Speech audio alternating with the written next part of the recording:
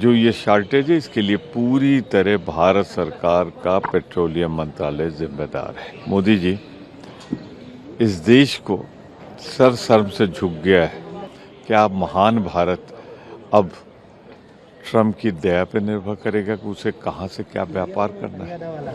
पहले ये सरकार एलपीजी कॉमर्शियल घरेलू के दाम बढ़ाती और फिर अब 9 या 10 दिन युद्ध चला है पर गैस की शॉर्टेज हो गई। ये भी इंस्ट्रक्शन है इसके साथ कि 25 दिन से पहले डोमेस्टिक की और शहरों में बुकिंग नहीं होगी। जो ये शॉर्टेज है इसके लिए पूरी तरह भारत सरकार का पेट्रोलियम मंत्रालय जिम्मेदार है। मैं सिर्फ इतना कहना चाहता हूँ, मोदी जी, इस देश को सर शर्म से झुक गया है जब ट्रम्प कहता है 30 दिन और पेट्रोल खरीद लो और रशिया से मैं इजाज़त देता हूँ।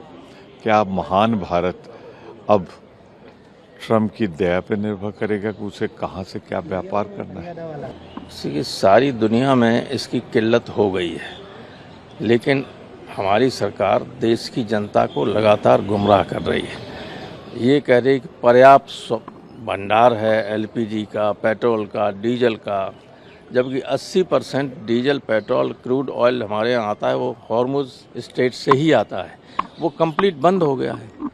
तो ये देश के लोगों को झूठ बोलकर गुमराह कर रहे हैं लगातार।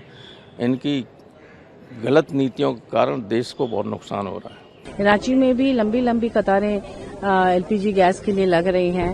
पेट्रोल पंप में भी काफी लंबी लाइन लग रही है और लोग परेशान हैं बहुत, ये सोचकर कि आने वाले समय में क्या होगा।